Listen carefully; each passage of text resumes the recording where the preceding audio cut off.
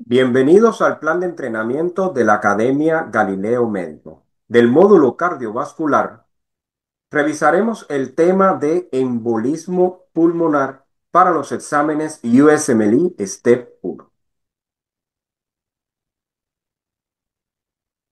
En esta clase vamos a hacer una revisión de tromboembolismo pulmonar y al final una sección de alto rendimiento con ejercicios de aplicación clínica, lo cual es importante en vista a los exámenes USMLE porque es el contenido fundamental del entrenamiento en nuestra academia.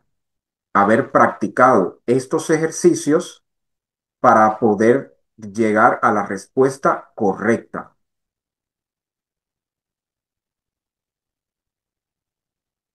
Vamos a comenzar con la definición de embolismo pulmonar.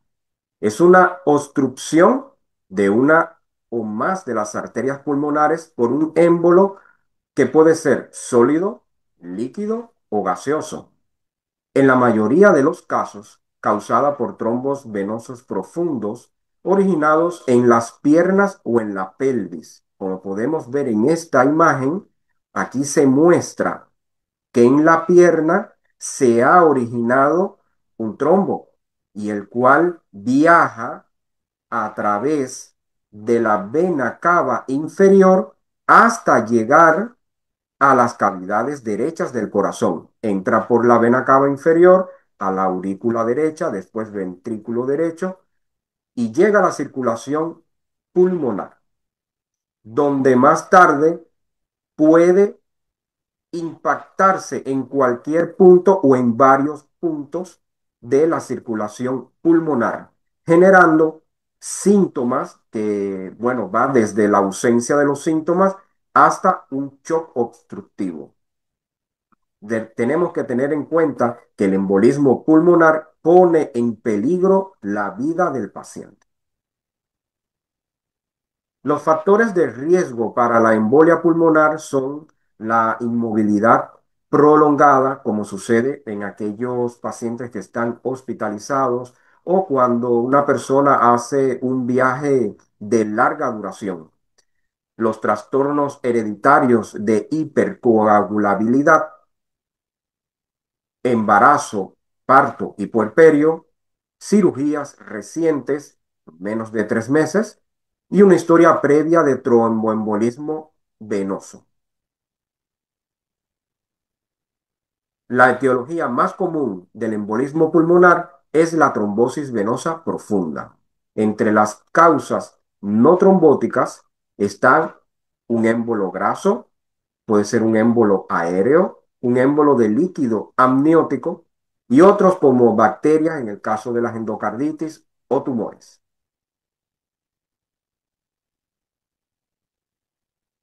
La formación del trombo se crea a partir de la triada de Virchow, donde tenemos lesión endotelial, éstasis venosa e hipercoagulabilidad.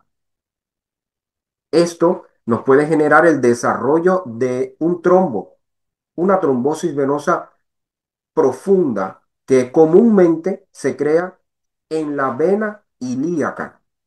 Ese es el sitio más común. Este trombo va a viajar hasta lograr embolizar, como vemos en la imagen, viaja de las piernas hasta lograr pasar por las cavidades derechas del corazón y embolizar en uno o varios puntos de la circulación pulmonar, ¿no? En las arterias pulmonares, provocando una obstrucción parcial o total. ¿Cuál es la respuesta en los pulmones? Bueno, un infarto pulmonar con inflamación es la causa del dolor pleurítico y de la hemoptisis, cuando tanto la pleuda como los pulmones en esa región infartada, inflamada, se crea la isquemia y produce estos síntomas de dolor y hemoptisis.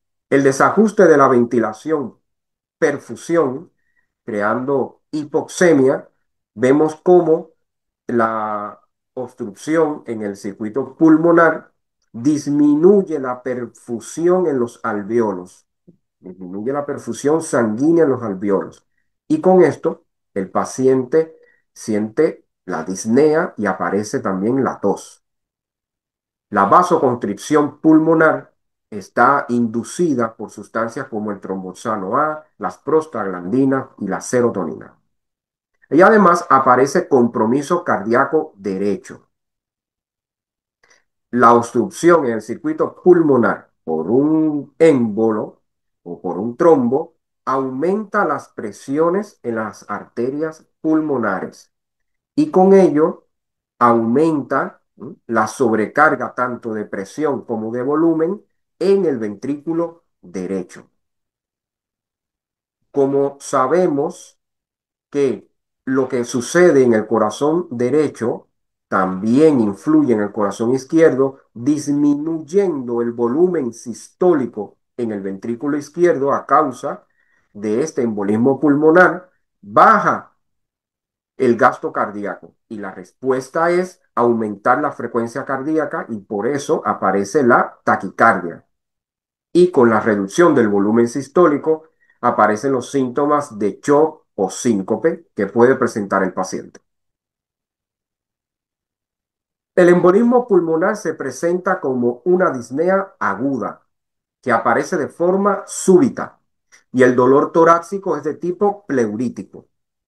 Podemos encontrar tos, hemoptisis, que es muy importante, taquicardia y taquipnea. Además, signos asociados de trombosis venosa profunda, como la hinchazón unilateral en una pierna, y en casos de embolismo pulmonar masivo, voy a encontrar a un paciente hipotenso. Puede haber sufrido síncope e incluso encontrárnoslo en colapso circulatorio.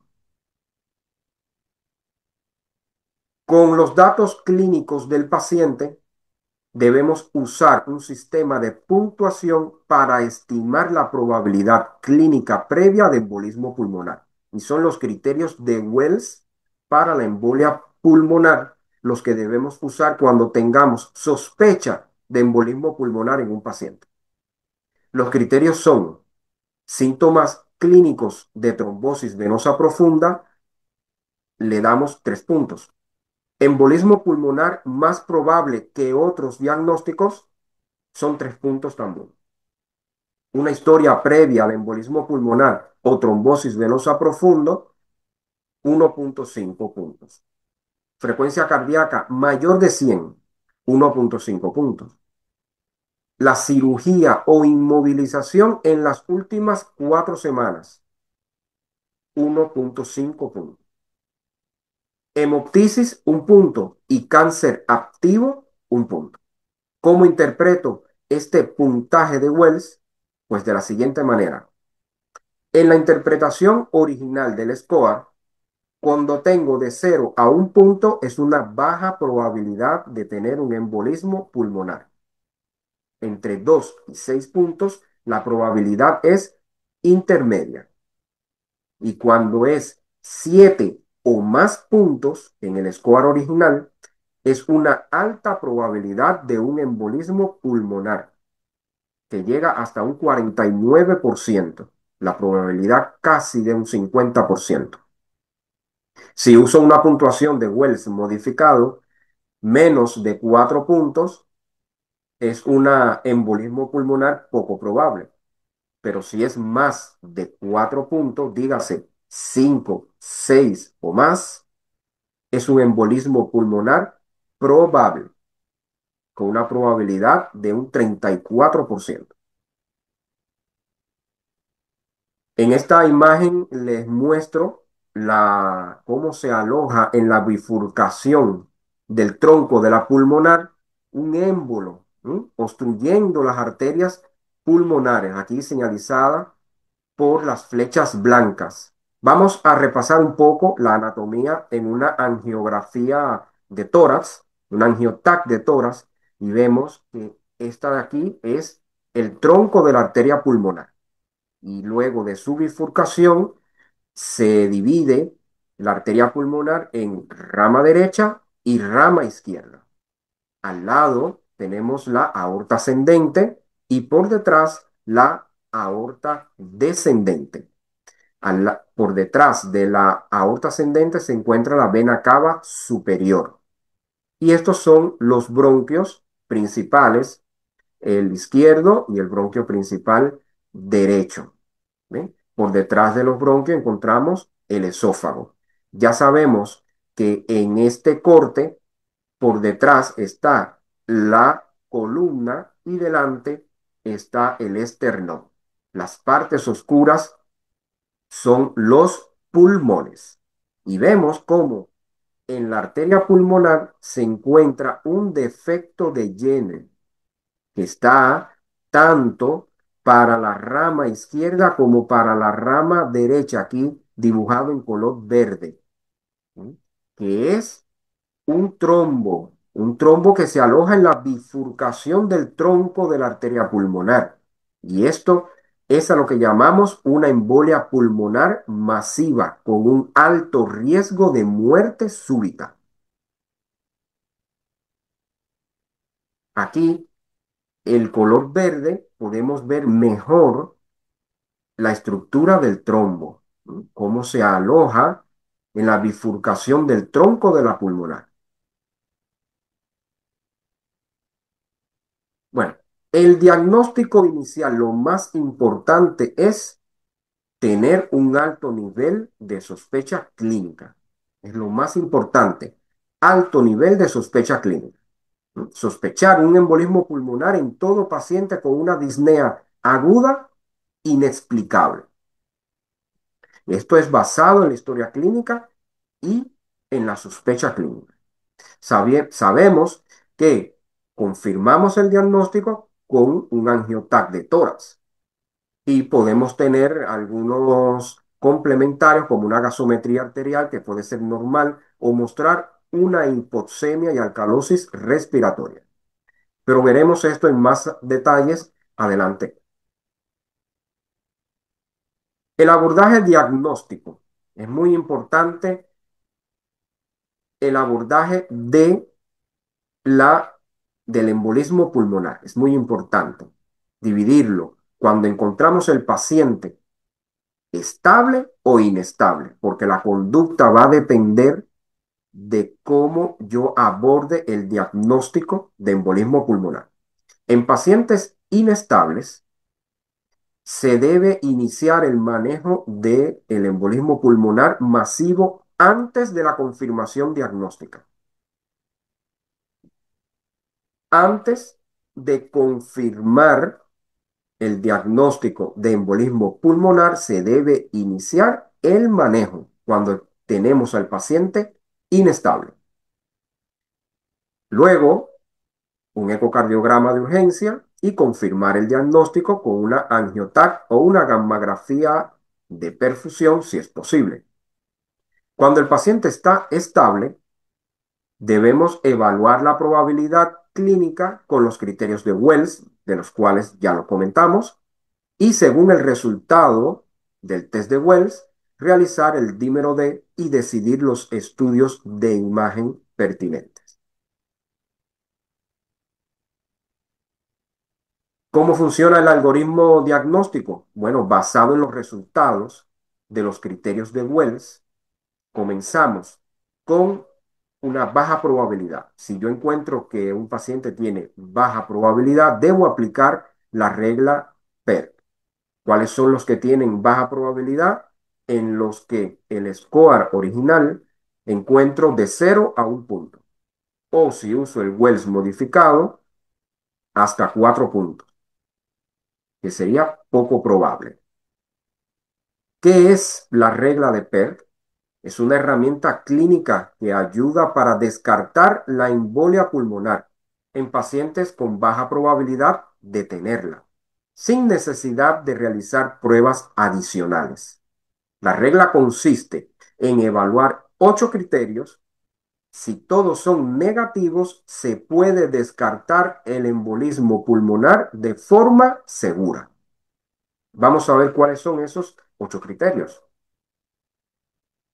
Aquí tenemos la edad menor de 50 años o 35 años para otra variante de la regla P.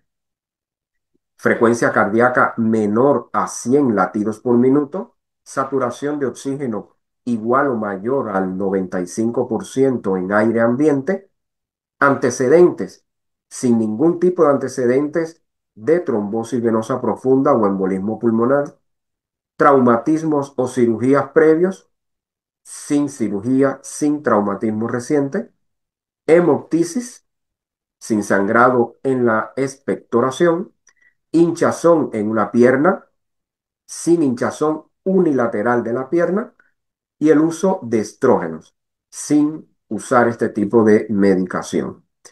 Si al menos un solo criterio de los que he enunciado es positivo, se debe continuar con las pruebas diagnósticas convencionales. O sea, no es un caso de baja probabilidad.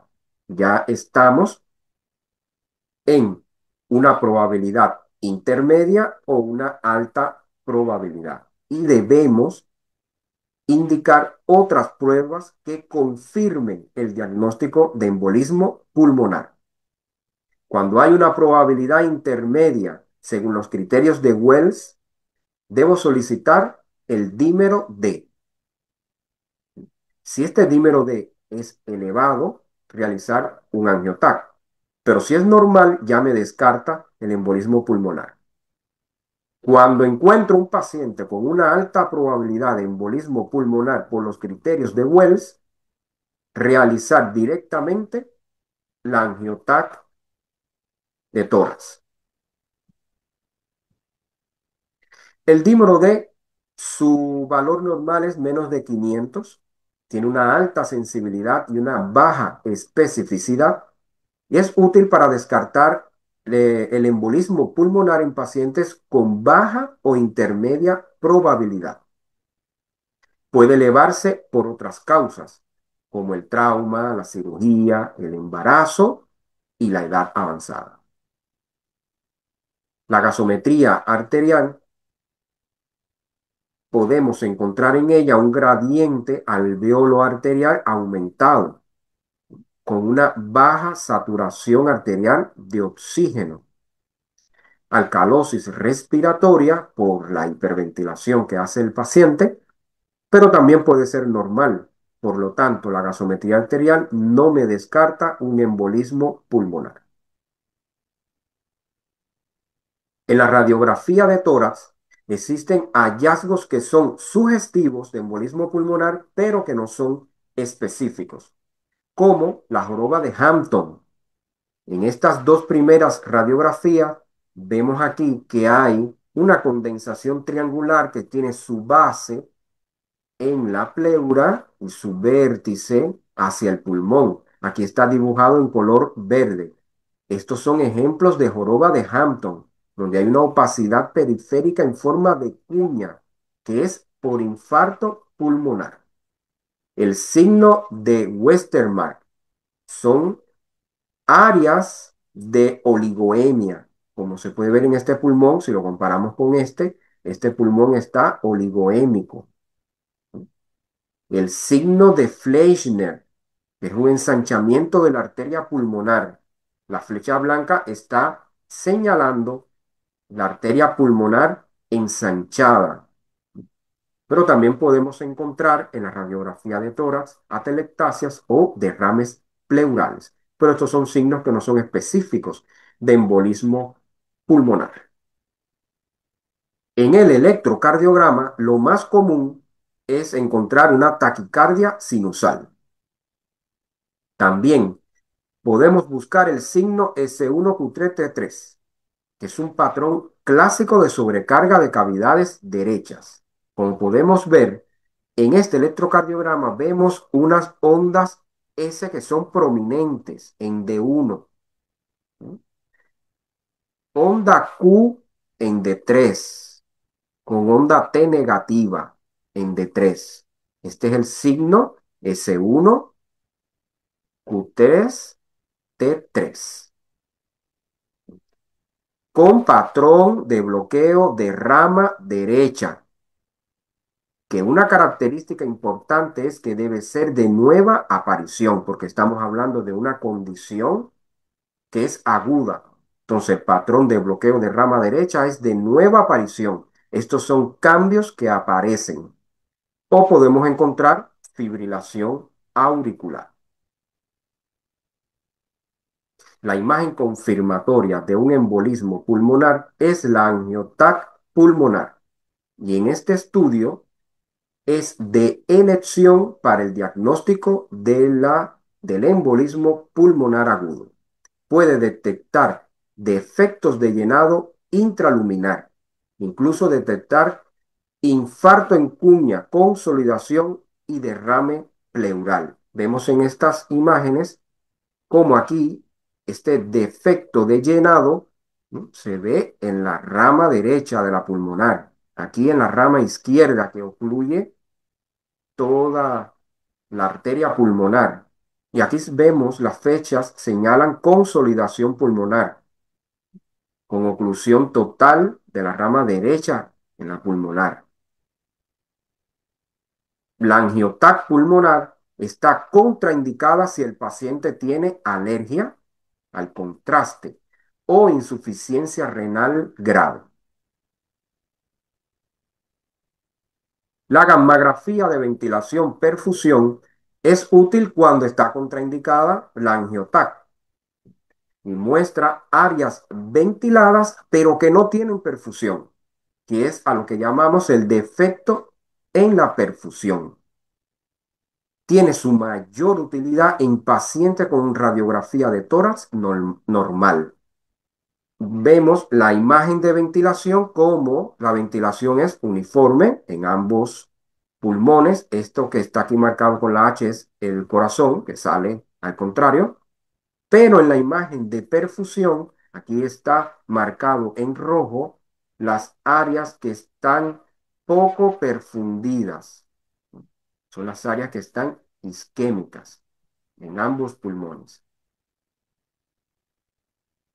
Hay pruebas complementarias como la ecografía venosa de miembros inferiores, que tiene su indicación ante la sospecha clínica de trombosis venosa profunda y ayuda en pacientes con síntomas de sospecha de embolismo pulmonar. El hallazgo clave en una ecografía venosa de miembros inferiores es la ausencia de compresibilidad venosa. Vemos aquí que se está explorando con el Doppler, ¿sí?, la vena profunda y que se presenta la imagen clásica de ausencia de señal al Doppler color. Vemos, no se codifica. Bien. Otros de los exámenes complementarios son el ecocardiograma. La ecocardiografía está indicada en pacientes inestables. En pacientes inestables, una ecocardiografía como hemos mencionado anteriormente, o con una sospecha de un embolismo pulmonar masivo. Es capaz de detectar signos de disfunción ventricular derecha, como la dilatación de las cavidades derechas, presión auricular derecha aumentada. Vemos en esta imagen el signo de la D, como este es el ventrículo izquierdo, el tabique interventricular y aquí ventrículo derecho. Como el tabique se ve aplanado, dando una configuración al ventrículo izquierdo como en forma de una letra D. Eso nos habla de aumento de las presiones en cavidades derechas. Esta imagen en eje corto, donde vemos la bifurcación de la arteria pulmonar, vemos una temeraria imagen de un trombo en la bifurcación y señalizada por la flecha anaranjada, y es otra técnica de las cuales podemos hacer el diagnóstico de un tromboembolismo pulmonar y es útil si no se puede realizar la angioTAC de inmediato. Los marcadores cardíacos que usamos para el embolismo pulmonar para orientarnos son las troponinas, indicándonos un daño miocárdico derecho, y el péptido natriurético tipo B, que indica la sobrecarga del ventrículo derecho. En el diagnóstico diferencial del embolismo pulmonar, debemos pensar en otras causas de dolor torácico y disnea súbita, como la telectasia posoperatoria, los trastornos de ansiedad, neumonía, infarto agudo de miocardio, neumotórax. Vemos en estas imágenes, aquí vemos una atelectasia, nos lo señala la flecha negra. Aquí vemos una consolidación pulmonar, una neumonía. Y aquí vemos un neumotórax en esta radiografía. Todas estas imágenes radiológicas debemos hacer el diagnóstico diferencial, tenerlo en mente, ¿m? Con el embolismo pulmonar. Miren la imagen de un infarto agudo del miocardio de la cara inferior, como hay ondas Q en D3, con ondas T negativas, ¿m? Y supra del nivel del ST. Vemos un patrón de bloqueo de rama derecha, que este es un electrocardiograma en un paciente con un patrón de bloqueo de rama derecha y un infarto inferior agudo con ondas Q, QS, V4, V5 y V6. Y debemos hacer el diagnóstico diferencial con el infarto agudo del miocardio. La clasificación del embolismo pulmonar según la severidad. El embolismo masivo es el que se presenta con un paciente que está hipotenso, con shock obstructivo, y este paciente tiene un alto riesgo de muerte y requiere una intervención inmediata, dígase trombolisis o embolectomía. Este es generalmente el paciente, como vemos en la imagen, que el émbolo o el trombo impacta en una de las principales ramas de la arteria pulmonar. Si este émbolo o trombo viaja aún más adelante, impacta en otras ramas de la pulmonar, entonces tenemos un embolismo pulmonar submasivo que puede presentarse con disfunción del ventrículo derecho, normotensión y tiene un mayor riesgo de progresar a masivo. Y un embolismo pulmonar no masivo es el que no tiene compromiso hemodinámico. El manejo puede ser ambulatorio en estos casos. El manejo inicial, en todos los casos, en todos, es oxígeno suplementario si hay hipoxia, iniciar la anticoagulación empírica. Anticoagulación empírica si la sospecha es de alta probabilidad, porque ya hemos hecho los criterios de Wells. Si tenemos alta probabilidad de embolismo pulmonar, entonces debemos iniciar anticoagulación empírica, a menos que haya un riesgo elevado de sangrado. ¿Cómo es el algoritmo del manejo diagnóstico inicial? Ante un paciente con una disnea aguda y tenemos la sospecha de ser un embolismo pulmonar, debemos evaluar la estabilidad hemodinámica, determinar la probabilidad previa que tenga de que sea un embolismo y confirmar con imagen. Cuando el paciente está inestable, iniciar tratamiento del embolismo pulmonar masivo es lo primero y después hacer ecocardiograma. Si el paciente está estable, calculamos según los criterios de Wells la probabilidad. Si es baja a intermedia, hacer el dímero D. Según el resultado del dímero D, si es elevado, realizar angiotac de pulmón. Si es normal, descarto el embolismo pulmonar. Cuando la probabilidad es alta, la angiotac es directo. Y la imagen lo confirma, la angiotac, si no hay contraindicaciones, o una gammagrafía de ventilación-perfusión si está disponible y está contraindicada la angioTAC de pulmón. ¿Qué opciones de tratamiento tengo? Bueno, la anticoagulación inicial en los primeros 5 a 10 días con heparina de bajo peso molecular. La enoxaparina puede ser. Podemos usar fondaparinux, es una alternativa útil, o la heparina no fraccionada, que se usa más en pacientes con insuficiencia renal o riesgo quirúrgico. La anticoagulación a largo plazo es la que hacemos hasta 3 meses o más de 3 meses hasta los 6 meses. Hasta 3 meses podemos usar los antagonistas de la vitamina K como la warfarina, teniendo como meta un INR entre 2 y 3. O usar la heparina de bajo peso molecular, que es preferida en los pacientes con cáncer. Para más de 3 meses, en un embolismo pulmonar que no sea provocado por medios iatrogénicos y bajo riesgo de sangrado en el cáncer activo y considerar la anticoagulación indefinida. Ya cuando nos vamos a una anticoagulación extendida, que es la que tiene más de 6 meses, ¿m? Solo si no hay contraindicaciones y persiste el riesgo. Otras terapias son las de reperfusión, como la trombolisis y la embolectomía.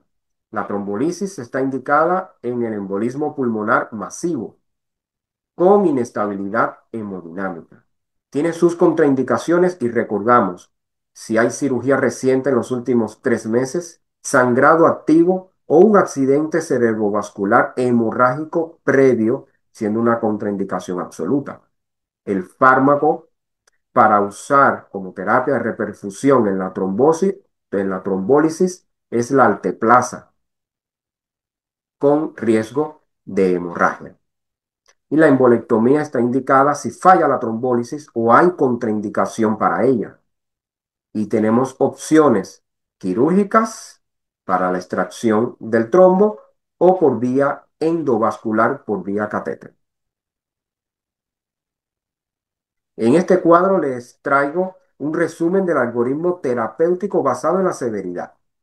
Como vemos aquí debajo, cuando es un embolismo pulmonar masivo, no importa el riesgo de sangrado. El tratamiento es trombólisis o embolectomía inmediata. Hay que salvar la vida del paciente.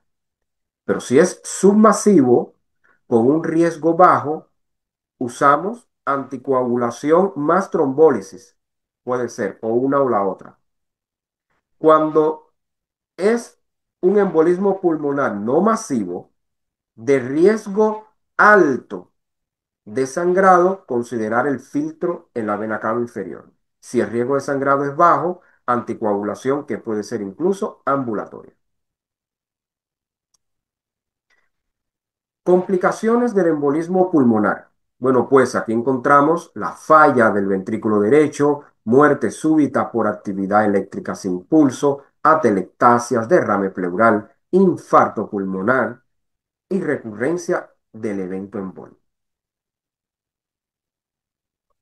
La prevención de la recurrencia de un embolismo pulmonar se hace con la anticoagulación continua según el riesgo que tenga el paciente. Podemos usar filtros de vena cava inferior cuando está contraindicada la anticoagulación o el embolismo pulmonar es recurrente a pesar de tener tratamiento el paciente. La movilización temprana posoperatoria también es un método efectivo de prevención de la recurrencia del embolismo pulmonar y la profilaxis farmacológica en pacientes que están hospitalizados. Hemos entrado en una sección de alto rendimiento, en la cual veremos algunas preguntas específicas que se suelen poner en el examen USMLE. Estos exámenes tienen un nivel de complejidad en 3 pasos, digamos así, 3 niveles de complejidad.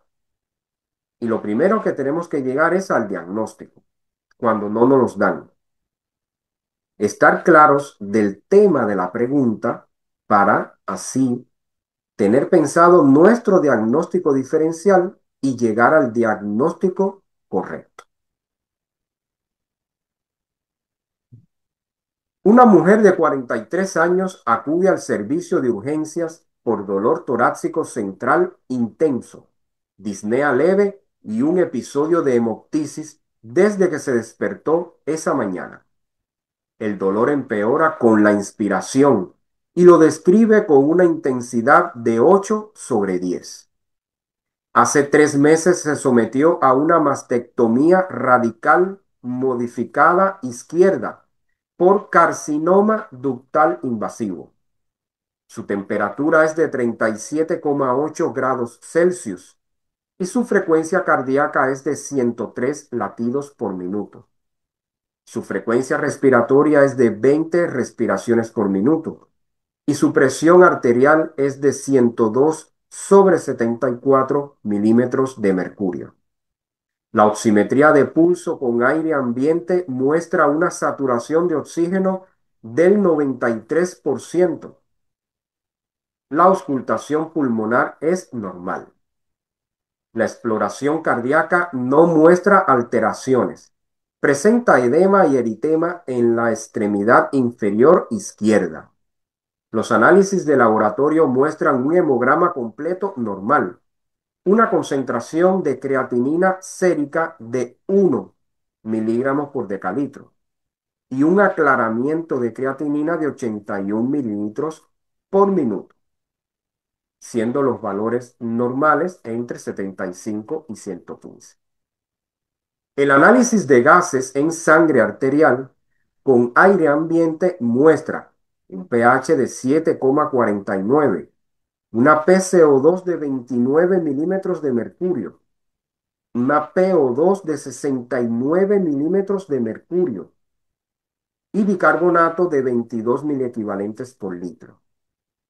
Una radiografía de tórax no muestra anomalías. ¿Cuál de las siguientes opciones es el paso inicial más apropiado en el manejo? Nos dan 7 opciones: angiografía pulmonar por TAC, medición del dímero D, embolectomía por catéter, ecografía de compresión, terapia con alteplasa, terapia con heparina de bajo peso molecular, ecocardiografía. Bueno, nos dan datos clínicos como que es un dolor torácico, disnea y hemoptisis que presenta la paciente. Tiene antecedentes de una cirugía por carcinoma de hace 3 meses. Se encuentra edema y eritema en la extremidad inferior izquierda y en la gasometría hipoxemia. Estos datos me aumentan la sospecha de una embolia pulmonar. Debemos pensar, ¿este paciente está estable o inestable? Como tiene de tensión arterial sistólica 102 milímetros de mercurio, está estable. Y entonces paso a hacer el cálculo del puntaje de Wells para ver la probabilidad de que sea un embolismo pulmonar y así poder escoger cuál es la opción adecuada, más apropiada de las que me enuncian en la pregunta. Le aplico el puntaje y vemos que el paciente tiene 8,5 puntos en los criterios de Wells. 1,5 por tener una frecuencia cardíaca mayor de 100. Un punto por hemoptisis. Un punto por neoplasia maligna. 3 puntos por características clínicas de trombosis venosa profunda. Y 3 puntos por ausencia de un diagnóstico que explique mejor los síntomas, por lo cual es una alta probabilidad de un embolismo pulmonar. La respuesta correcta es terapia con heparina de bajo peso molecular. Los pacientes hemodinámicamente estables con alta probabilidad clínica de embolia pulmonar y sin contraindicaciones para la anticoagulación deben recibir anticoagulación empírica, incluso antes de confirmar el diagnóstico. Por lo tanto, se debe iniciar la anticoagulación empírica con heparinas de bajo peso molecular.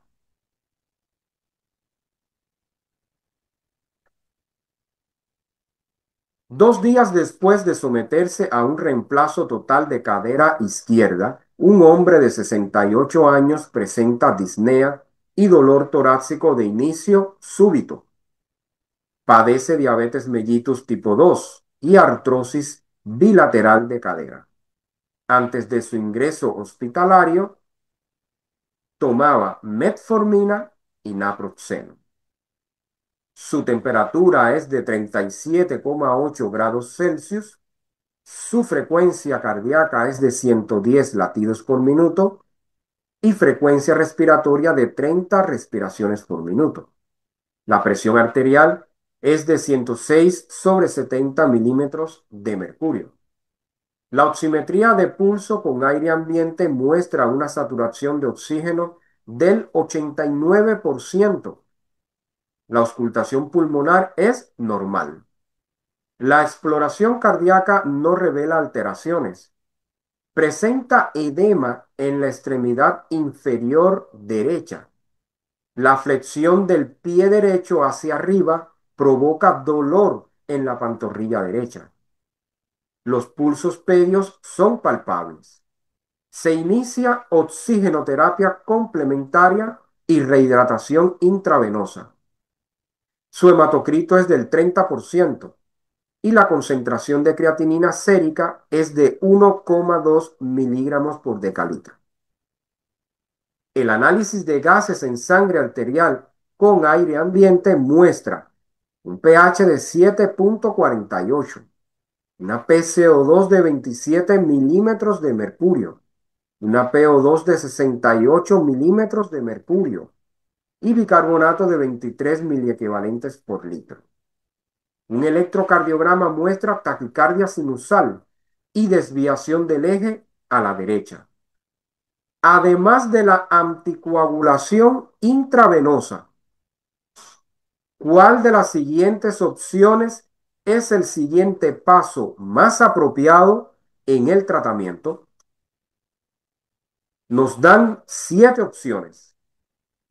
Realizar ecografía de compresión, administrar alteplasa, obtenga una angiografía por TAC espiral, medir los niveles de dímero D, obtén una radiografía del tórax, realizar una ecocardiografía, obtenga una gammagrafía de ventilación, perfusión. Nos dan como datos clínicos que hay una cirugía previa y el paciente presenta disnea, taquipnea y dolor torácico, además de edema en la extremidad inferior derecha. Se presenta el signo de Homans positivo, que sabemos que el signo de Homans nos puede indicar como signo de trombosis venosa profunda. Además tiene hipoxemia e hipocapnia. Estamos ante la sospecha de una embolia pulmonar.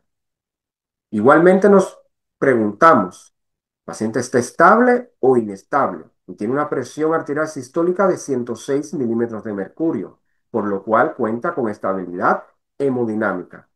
Y voy a aplicar los criterios de Wells para calcular la probabilidad de embolismo pulmonar. Nos encontramos que el paciente tiene 9 puntos, 1,5 por frecuencia cardíaca mayor de 100, 1,5 por cirugía en las últimas 4 semanas, 3 puntos por signos clínicos de trombosis venosa profunda y 3 puntos por embolia pulmonar con diagnóstico más probable. por lo que tiene una alta probabilidad de un embolismo pulmonar. La respuesta correcta es: obtenga una angiografía por TAC espiral. Los pacientes con alta probabilidad de embolia pulmonar deben recibir anticoagulación empírica inmediata, que ya se le colocó en nuestro paciente, y una angiotac para confirmar el diagnóstico, al proporcionar la evidencia inmediata de obstrucción de la arteria pulmonar en forma de un defecto de llenado intraluminal. Una mujer de 38 años con gestaciones 2, un parto previo y 32 semanas de gestación en estos momentos. Acude al médico por disnea de un día de evolución y dolor torácico izquierdo que empeora con la respiración profunda. Hace una semana regresó de un viaje a Chile, donde presentó un cuadro de 3 días con síntomas similares a los de la gripe que remitió sin tratamiento. El embarazo y el parto de su primer hijo transcurrieron sin complicaciones. No tiene antecedentes de enfermedades graves. Su temperatura es de 37,2 grados Celsius. La frecuencia cardíaca es de 118 latidos por minuto. La frecuencia respiratoria es de 28 respiraciones por minuto, con ligera dificultad respiratoria, y la presión arterial es de 110/76 milímetros de mercurio. La saturación de oxígeno en aire ambiente es del 91%.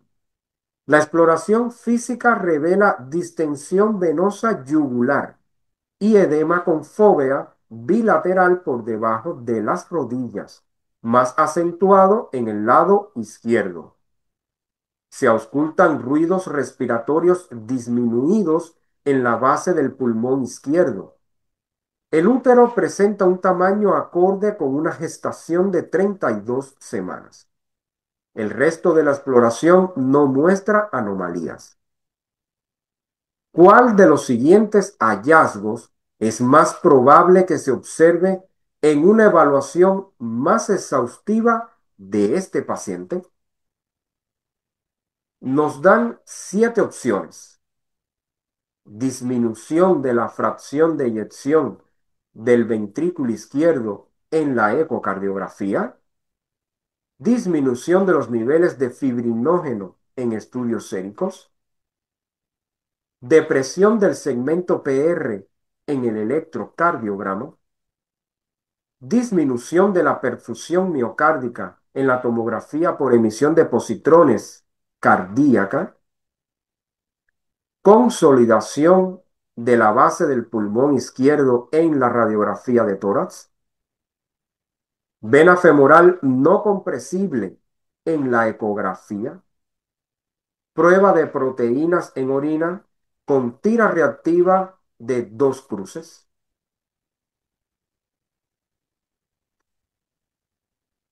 Tenemos a una gestante que ha hecho recientemente un viaje prolongado y se presenta con disnea, taquipnea, dolor torácico y taquicardia. Además, el dato de edema en ambos miembros inferiores, pero más acentuado en la pierna izquierda, con ruidos respiratorios disminuidos en la base del pulmón izquierdo.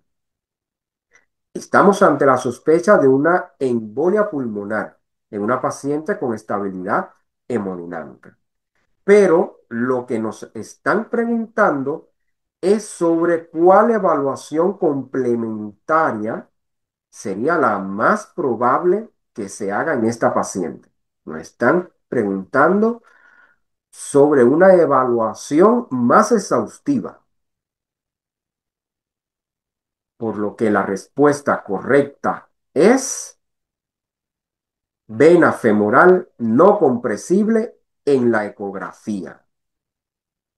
Tanto el embarazo como la inmovilización, porque esta paciente ha hecho un viaje de larga distancia, son factores de riesgo para la tromboembolia venosa.